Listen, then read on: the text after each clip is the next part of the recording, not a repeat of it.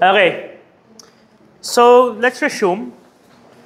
So, the importance nung pag-graph kanina at yung pagkuha ng natural log is that kapag meron tayong straight line, it is a good model for prediction.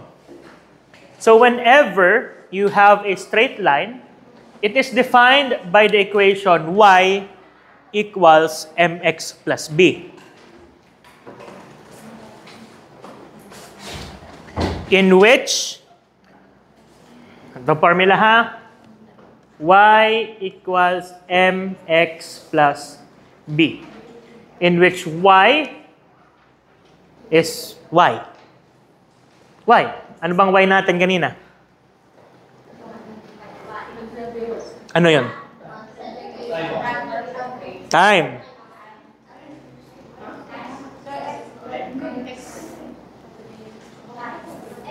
Concentration. Bago, ang x natin ay x. Kasi. So this is time. Pero ang ating concentration, gawin nating log concentration ha. Para tuwid yung linya natin. Log concentration. Ang ating m, ito'y ating slope. Bago b is our y-intercept.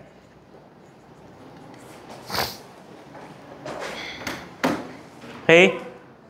So yan yung formula natin. If you recall this in your Algebra 2, ito yung ginagamit. Tingin. So, if we have a straight line and we know the slope and y-intercept, we can find any concentration given the time. Diba? Y equals mx plus b. Kung alam natin yung x, which is time, alam natin yung slope, which is nakukuha naman kasi siya'y tuwid na linya, at alam natin yung b, kung saan tumatama, anong concentration tumatama sa y0, makukuha natin ang concentration. Ngayon, kung hindi nyo alam kung anong slope at alin ang y-intercept, itong model. Ito ang slope of the line. How steep the line falls. How steep? Steep. Kung gaano katarik. Gaano katarik yung linya, yun yung slope. Bago yung b, that is y-intercept. Ang y-intercept, kung hindi nyo naalala, ito yung value ng y na tumatama sa 0. So, kung ano to, dito yung 0. Kung anong number mag-i-intersect dito, yun yung y-intercept. Okay? Ngayon, isa pa ha, ang y-intercept or yung b, ito yung value na tatama sa 0.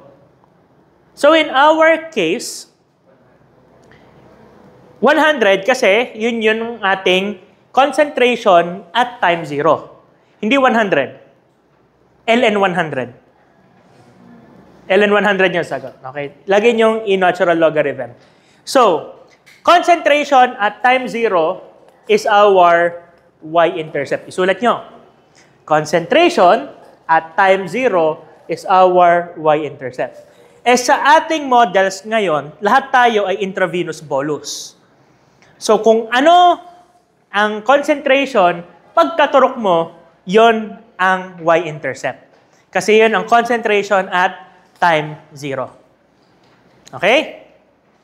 Masulat? Tutuloy na ako. Alam na natin kung ano yung y-intercept. Ang kulang na lang ay slope. Paano kunin ang slope? The slope is obtained by selecting 2 points on the line and calculating the difference between their values. We can apply these mathematical principles to the natural log of the plasma concentration. Huwag niyong kakalimutan, naka-natural log po. So the slope is the change in the natural log of plasma concentrations divided by the change in time between the two concentrations. Bale, ito ang ating formula. Slope equals change in concentration over change in time.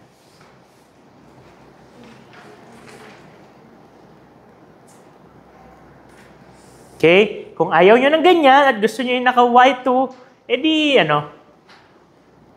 C, pataas. So, Y1 minus Y2 over X1 minus X2. In which Y is Ln concentration and X is our time. Ngayon, di makukuha yan. Usually class, ang ibibigay lang sa inyo ay initial concentration at yung concentration after a specific number of time. Like for example, after 4 hours, ito yung concentration. Makakabuo na po kayo ng slope doon. Basta may dalawa kayong concentration at meron kayong dalawang time, may slope kayo. Maliwanag ba? Yun lang yung requirement. 4. Dalawang X, dalawang Y. Dalawang concentration, dalawang time, makakabuo kayo ng slope. Now, note that the slope is calculated using ln conc. Hindi po, ganito ha, huwag kayong tamad. Mali yan. Mali yan. Hindi niyo pagmaminus yung dalawang concentration, saka ilo-logarithm. I-logarithm both concentrations bago pag-minusin. Ha? Baka magkamali doon. Ngayon, ang ating slope ay negative. Sadyang negative po yon. Bakit? Kasi pababa yung slope. A positive slope, paahon. Ang negative slope, palusong. Kaya, laging negative ang ating slope. A negative slope indicates that the concentration declines over time. Meaning, habang tumatagal, nababa yung concentration. Tama? Kasi nawawala eh. Pag positive yung slope, pataas yon. Mali ka. Hindi po magically tumataas ang concentration sa katawan unless nagbibigay ka ng gamot. Liwanag. So when the logarithm of drug concentrations is plotted versus time and a straight line results, as in the previous example, the slope of the line indicates rate of drug elimination. So ang ating slope, ang bagong term natin sa ating slope ay elimination rate constant. A steeper slope indicates a faster rate and a flatter slope indicates a slower rate. For first-order kinetics, the rate of elimination is the same at high or low concentrations, meaning proportional naman kasi siya. Therefore, ang ating slope ay may bagong tawag, which is our KE. Itong ating sunod na pharmacokinetic parameter, KE. KE is elimination rate constant.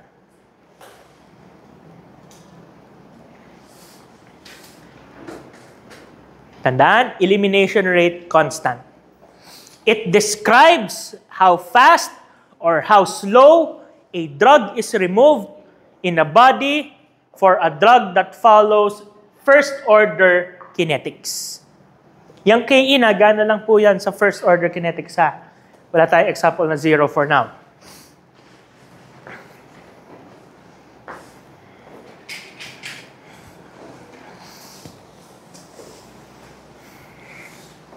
Okay? Question so far? Saan galing ang KE? Sa slope. Saan galing ang slope? Sa pag pinag-minus na data doon sa ating linya. Saan galing yung linya? Sa data na ni natural log.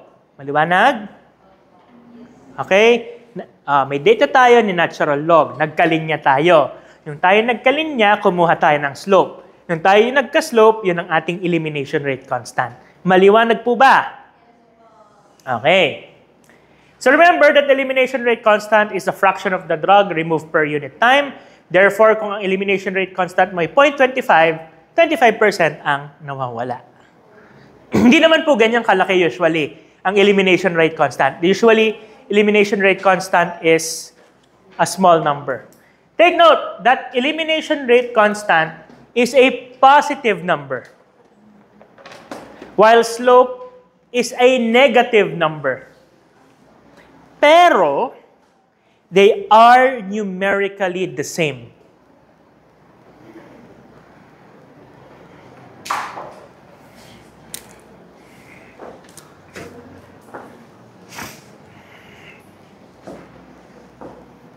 Again, ang slope ay negative kasi pag kinumpute nyo yung slope, negative ang lalabas. Ang elimination rate constant, positive yon. Pareho lang silang number, like for example, 2 din yung isa. Kaso, ang slope ay negative 2, ang elimination rate constant ay 2. Maliwanag po ba? Okay. Importante mamaya na tandaan ninyo kung alin yung mga negative. Kasi pag nagkamali kayo kung alin ang negative, or may nakalimutan kayo negative sign, ang lalabas na concentration sa inyo, pataas. Okay? It would have an opposite effect. So magically, 100 mg ang tinurok natin. Bakit after 4 hours naging 200 sa katawan? Ay, mahahanap natin yan. Maliwanag po ba? Okay. So, nakuha na natin. Sample problem muna tayo. Practice, practice. Okay. Tingin. A patient was injected. Wala ba? Ayun. Pangatlo agad. Okay. Dito muna tayo. A patient was injected an IV bolus of a certain drug. The immediate plasma concentration was 23 microgram per liter. After 4 hours, blood was drawn. A concentration yielded 8 microgram per liter. Determine elimination rate constant. Saan galing ang elimination rate constant? Saan galing ang slope? Doon sa data. Alin ang data dito? Kompleto ba? Sure kayo?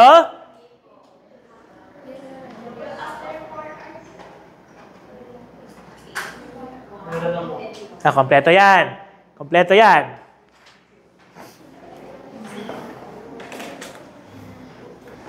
Solve.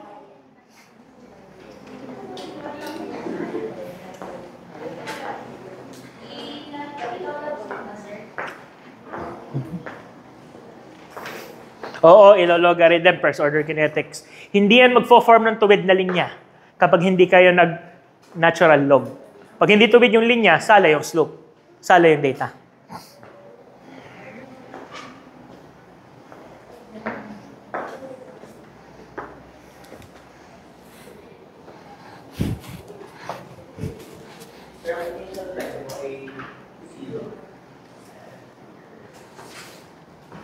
Ding ding ding ding ding ding ding ding ding ding ding.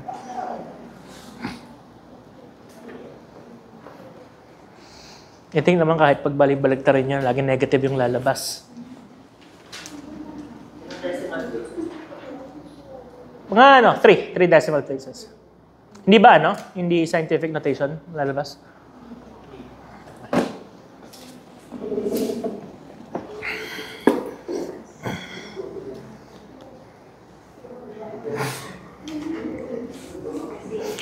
Pagod na ako.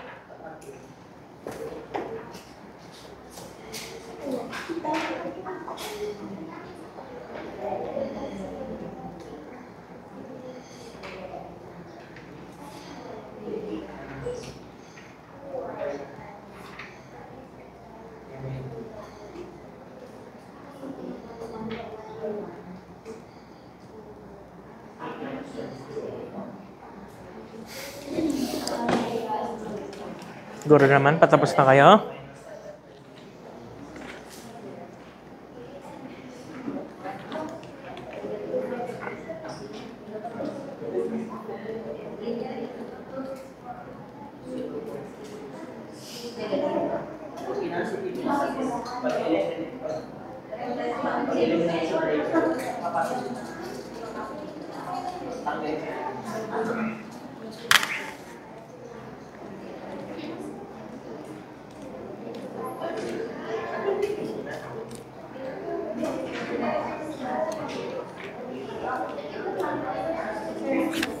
Ay, puta, wala. Yes. Hindi. Negative? Hindi yun. Itong sagot, oh. Positive kasi elimination rate constant siya. Negative ang slope.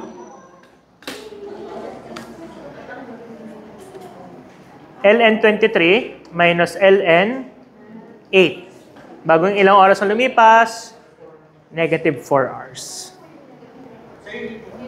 Baliktad yung 23. Bakit? Tama.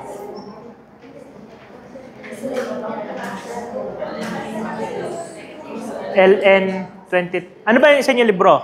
Kasi ano yan eh. Kahit naman kasi pag balik ta rin ninyo, yung nasa taas at nasa baba, negative pa rin ang lalabas.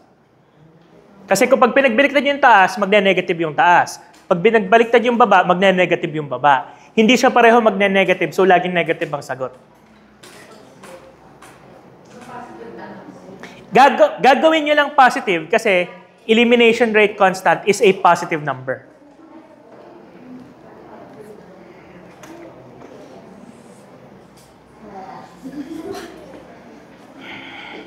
Ano yung nasa libro? Anong inuna sa libro? 0 minus ano? So, tama. 23, 8, positive yung nasa baba. Positive din nalalabas. Yung nasa libro, pwede nyo rin pong sundin. Yun po ay positive ang lalabas. Okay? Basta tandaan nyo, ang slope, negative, kasi pag ganun yung linya. Ang elimination rate constant ay positive kasi kailangan positive siya. Okay po? 2 to 3.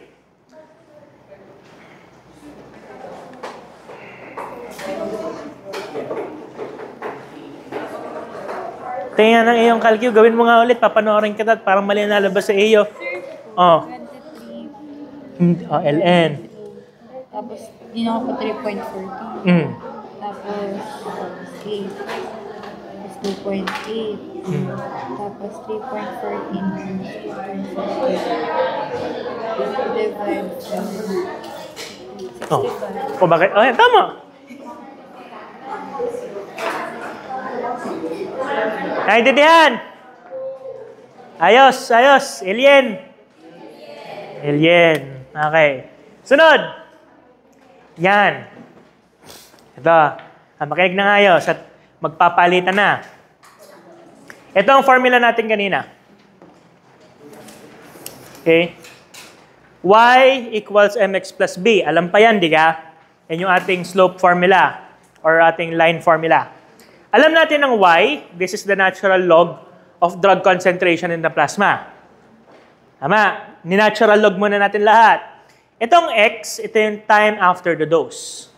Gaano katagal after ka nag-administer. Okay? M is the slope of the line or negative elimination rate constant. B is the intercept of a natural log of the plasma drug concentration. Ngayon, babaguhin ko yan. Diba, y equals mx plus b. Y is now ln concentration time. At any time.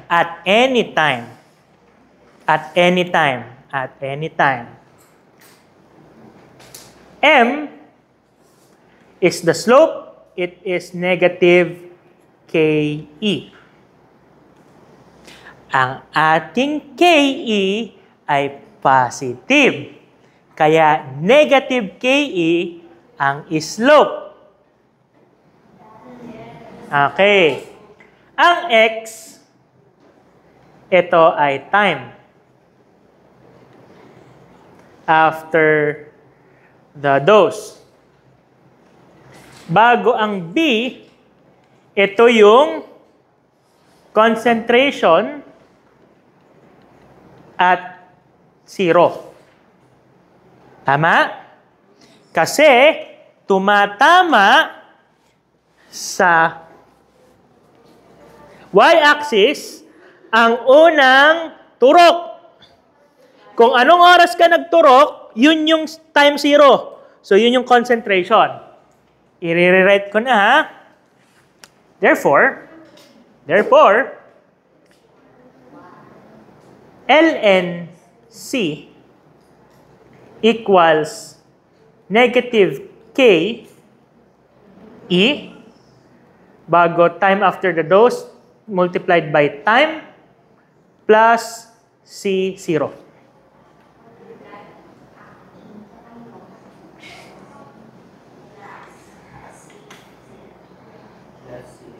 Dito po nang galing yan, ha? Ang ginawa lang po natin ay pinaltan yung mga variable. Pero dito galing yan, y equals mx plus b. Alam natin na yung b laging tama sa 0. Kaya kung ano yung concentration at time 0, yan na yung b.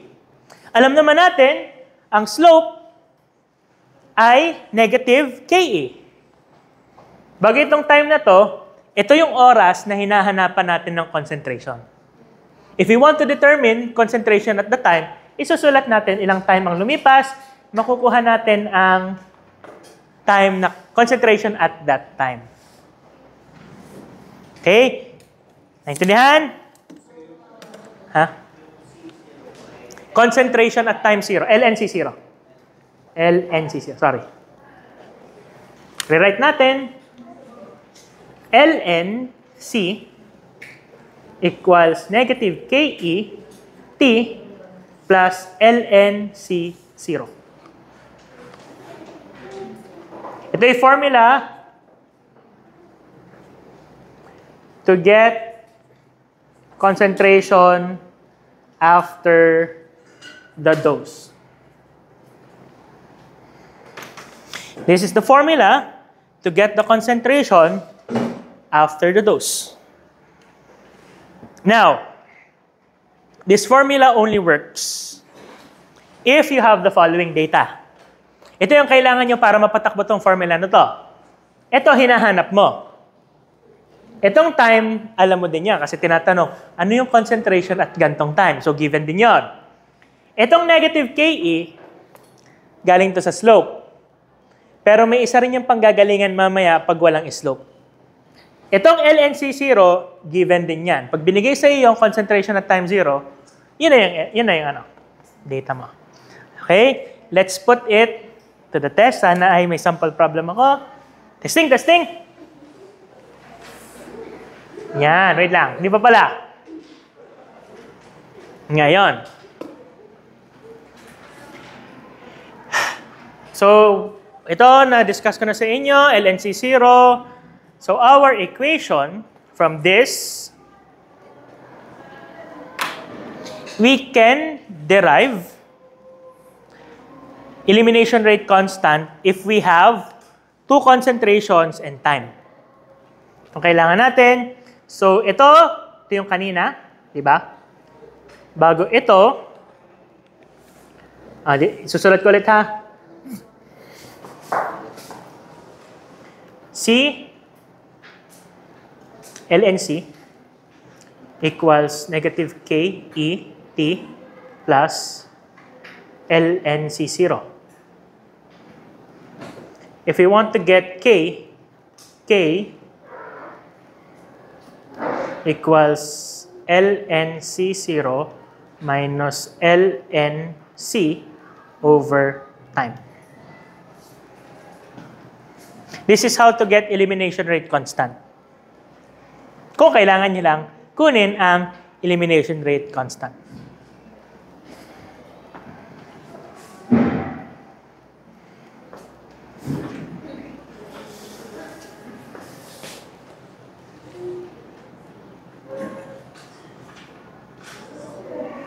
Yeah.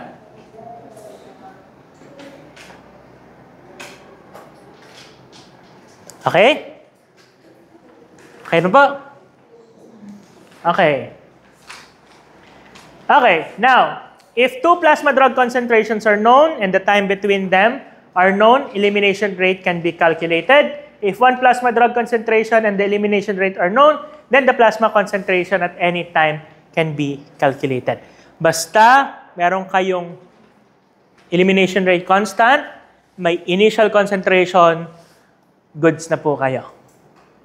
Basta may elimination rate constant kayo. So this is the formula for elimination rate constant. I think sinulat ko na yan kanina. Okay po. Now, as stated in the previous section, the elimination rate constant represents the fraction of the drug removed per unit time. Dito po siya galing. Now, okay. Sample problem muna tayo para ma-practice natin. Check ko lang ha. Kung meron ako, sample problem.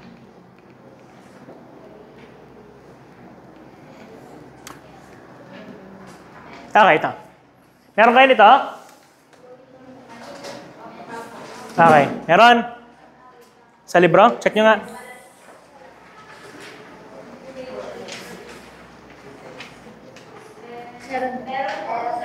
Meron. Okay. Sagutan nyo to, pero likdangan nyo muna itong half-life. Likdangan nyo muna yung half-life. Yun na lang ang hindi ko na ituturo eh.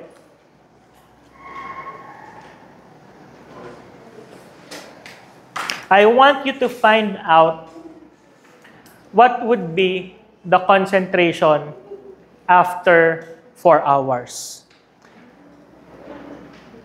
May formula naman. Okay. Wait lang. Tatingin muna ulit.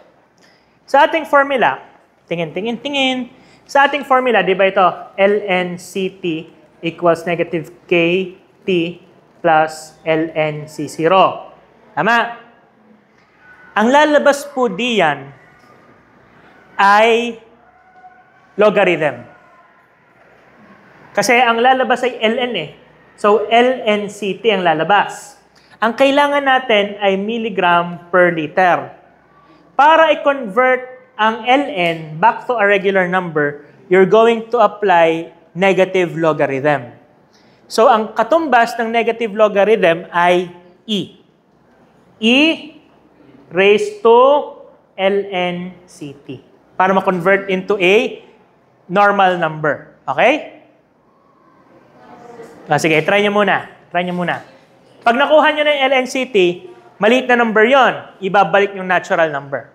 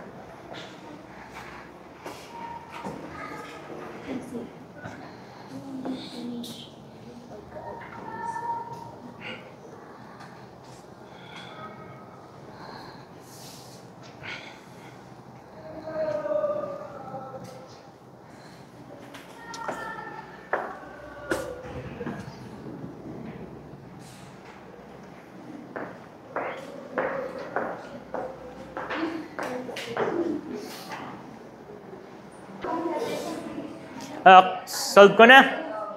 Solve ko na. Okay. Ang una natin gagawin is to get KE. So, K equals ln C0 minus ln C4 over 4. I'm just using C4 as concentration at 4 hours. So, K equals ln C ln 25 minus ln 12 over 4. ln 25 minus ln 4, 12, ln 12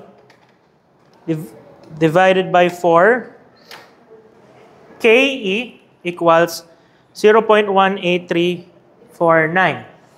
Sunod, gagamitin kong formula is yung y equals mx plus b na converted.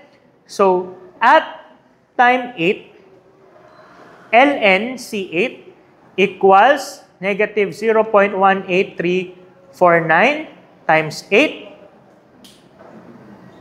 plus y-intercept, which is ln C0, ln 25.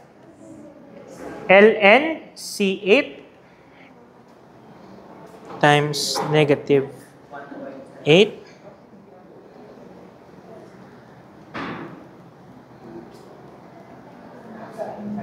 plus ln 25. This is 4 point. Mali. 8 plus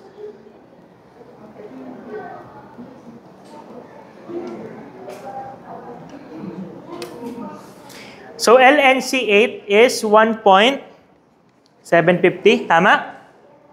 Ako. 1.750. So, ibabaliktad na lang natin yan. E, 1.7509. Shift. 5.76. 0 microgram per liter.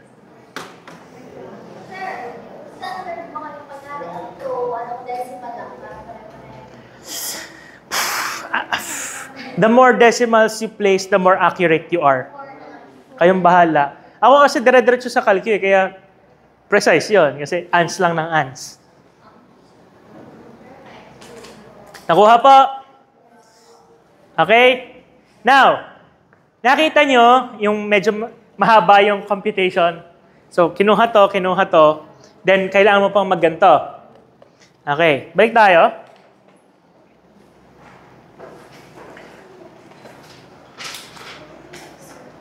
Ito ay isang remake or remix ng formula. This formula is an easier variation. It also gets the concentration at a certain time. Pero, ang ilalabas nito ay hindi na naka-logarithm. Tingin. C equals C0 E negative KT. Ito, rekta na to. Wala nang plus yan. Hindi mo na kailangan mag-add. Hindi na separate ang mga operations natin. Magmo-multiply ka lang C0 times E negative KT. Saan mang gagaling yung E? Sa calculator nyo. Then, naka-raise po ang negative KT. Ang iluluwa nito, it would give you a plasma level concentration that is not a logarithm. So, pag ginamit nyo to, ang lalabas dito, microgram per liter na. Kung ano man yung unit na ipinasok mo. Konting ingat lang po, wala nang naka-natural log dito. Tingin. Walang naka-natural log dito. CT equals C0 e raised to negative k t. Tingnan, lalabas yan paulit-ulit hanggang dulo. In which Ct is the concentration at time. Anong concentration? Sa time na to. Ano tong K? Elimination rate constant. Saan to galing? Sa slope. Ano tong E? Sa calcu, 2.718 continuing. Ano tong C0?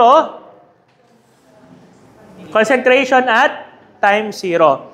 Kailangan yung mag-ingat, class. Hindi ito pinagmumultiply. Ha? Hindi ito pinagmumultiply.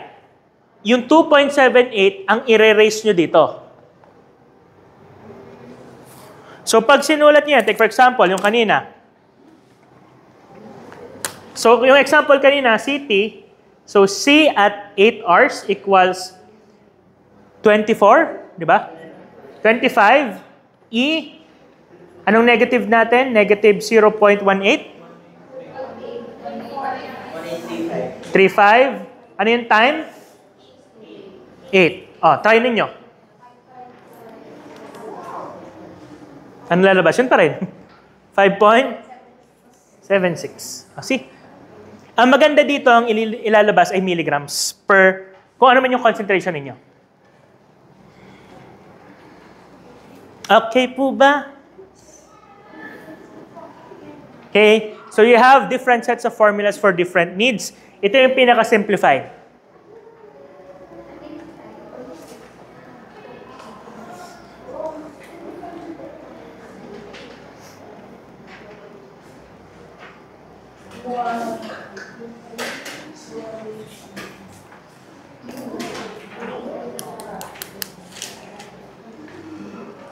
Okay po ba? Okay, tuloy po tayo. Patapos na tayo. Sunod. We have our half-life. Half-life is the time it takes for a drug to decrease by 1/2. Or it is the time it takes for a drug to reach half its concentration. Okay, yun lang naman po yung definition ng half-life. Now, a drug's half-life is often related to its duration of action and may indicate when another dose should be given. To get half-life, one way is to visually examine the natural log plot and note the time required for the plasma concentration to decrease by 1/2. Pwedeng minamata. Pwedeng minamata. Take for example, concentration versus time. 100, 75, 50, 25. So ito ay 0, 1, 2, 4. Anong half-life ng gamot? 2. Because it took 2 hours to decrease from 100 to 50. Example lang yan. Pwedeng minamata. Pwedeng minamata. Okay? It's not really a good example or it's not really a good practice na minamata. Kinakalculate yan. But if you're applying for med school or if you're applying for USMC, yung ano yun? Yung exam ng doktor pag mag-US, ang mga tanong sa half-life, ganyan lang. Minamata lang din. Hindi kasi complicated ng kinetics natin ang kinetics ng med. So let's continue. Another way is to estimate half-life is by 2 known concentrations. Okay? Pwedeng minamata lang yan. Pero, ito, katulad nito. Example. So tingin nyo anong half-life nito?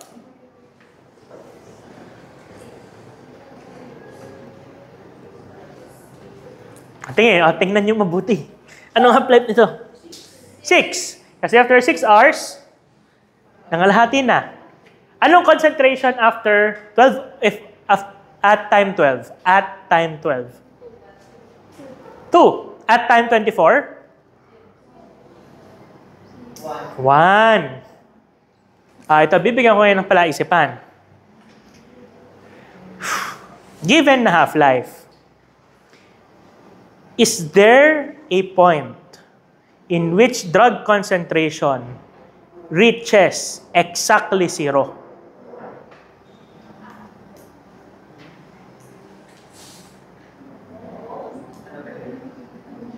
Is there a time, kung half-life ang pinag-uusapan, is there a time that the drug reaches 0?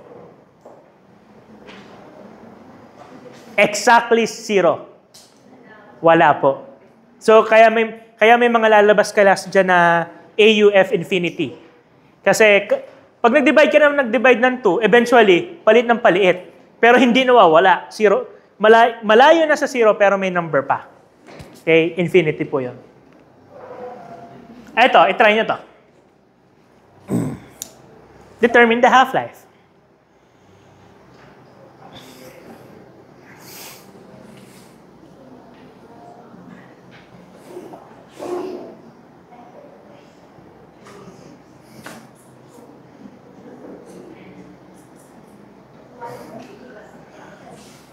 Ano?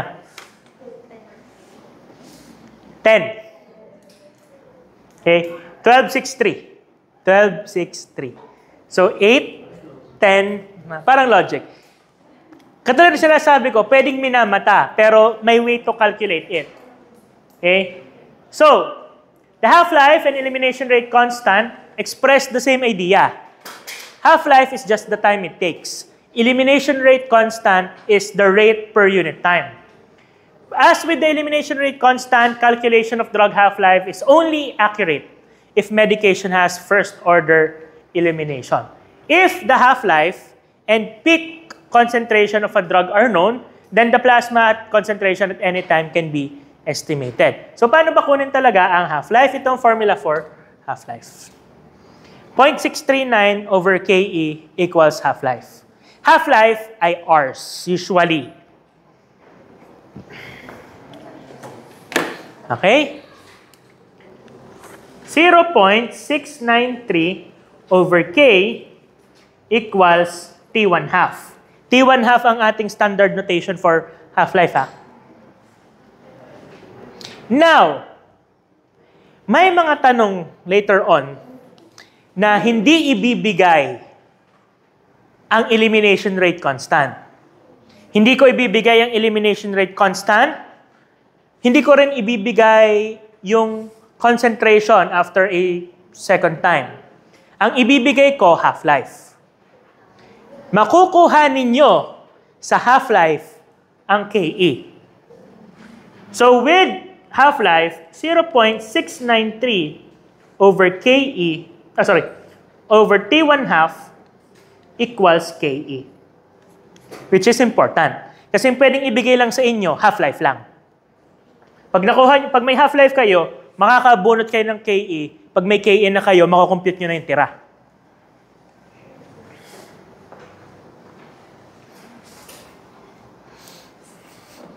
Anong itsura ng schedule natin? Isang topic lang ba tayo ngayon? Bukas, hindi pa tutupos pero sinasabi ko, bukas applied na. Ito, basic pa lang eh. So bukas, magtuturok na tayo. Bukas ang route of administration natin ay IV bolus. So, ang kino-consider kasi natin ngayon ay magbibigay ka ng isa, tapos na. Bukas, magbibigay tayo ng paulit-ulit. Sunod-sunod. Example, every 4 hours. Yan. Ngayon kasi, isang turukan lang eh. Nagturo ka ngayon, gano'ng katagal?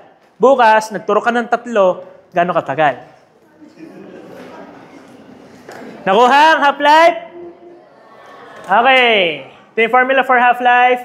Kung curious kayo kung saan hinugot, dito po hinugot ang half-life. Ln 0.5. Ganon. Kung gusto na curious lang kayo, dito hinugot yun.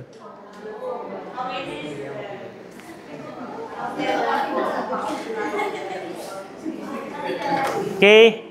Ngayon, class, proportional ang elimination rate at saka half-life. Pag mas matagal ang half-life, mas matagal ang elimination rate constant. Or mas maliit ang elimination rate constant. Pag mas maikli ang half-life, mas malaki ang elimination rate constant. Tandaan nyo, pag matagal ang half-life, matagal yan sa katawan.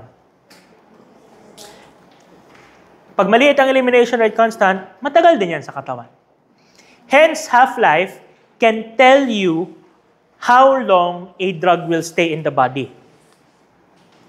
Like for example, nag-take ka ngayon ng 100 milligrams, after nung unang half-life, 50 na lang yan.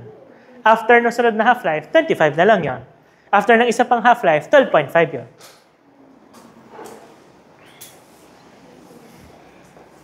So doon, yung may estimate kung gano'ng katagal ang katawan, ang gamot sa katawan.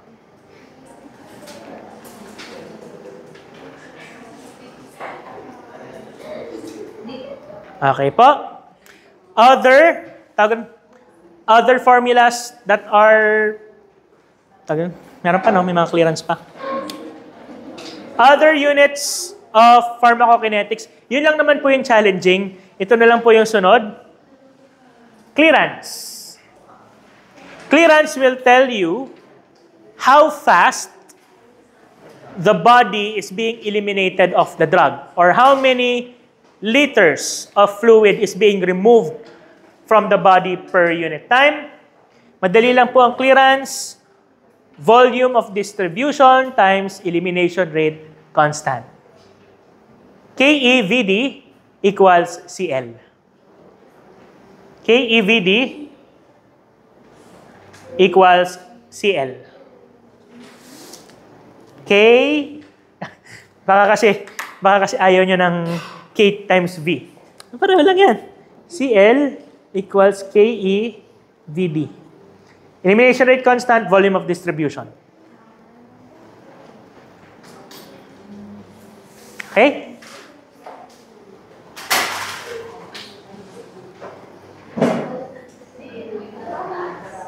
Tamang-tama. Every time na nagpa-pharmacokinetics ako, naalis ako. Meaning, nalabas ako ng bansa. Pero ganun. Sige, ang makaka-highest score sa... Hindi! Ang makaka-highest score ng final grade ay bibigyan ko ng something galing sa sunod kong travel. Kasi tanda ko, last year may binigyan ko si Miss Claveria para siyang pen na pag ginanon mo yung papel, bago ha-highlightan mo, pag tinakpan mo, mawawala yung hinighlightan mo. Pang sa ulo. Okay. Another unit is area under the curve. Ito po ang ating area under the curve. Area under the curve will tell you drug exposure. It will tell you drug exposure. It would tell you how much drug was actually present in the body.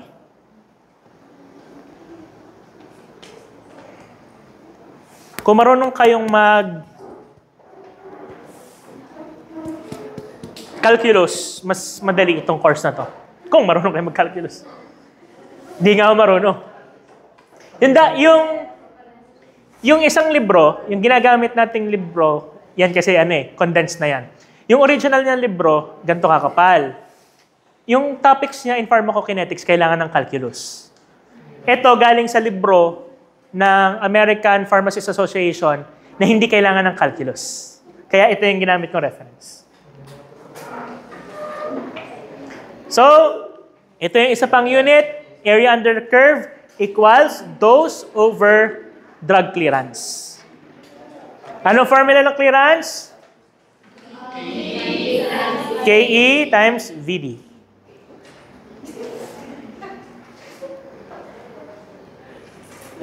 Okay? We will talk about area under the curve more on sa dulo, bioavailability.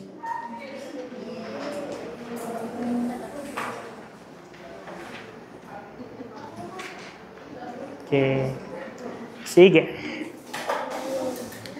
Tutuloy ko na lang ito bukas. I will continue getting the... ililipat ko na lang yung pagkuha ng area under the curve sa bioavailability.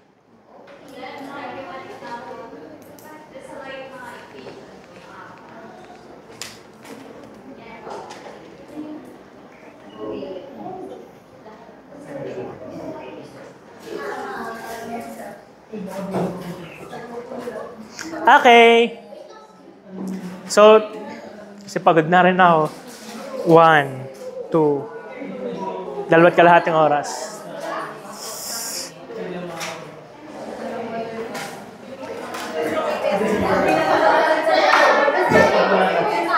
Ha?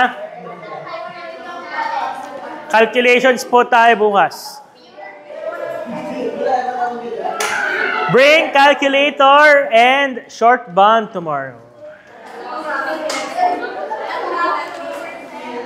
Graphic paper din. May quiz bukas. Yang chapter na yan. Calculation lang po. Ha? Calculations mostly.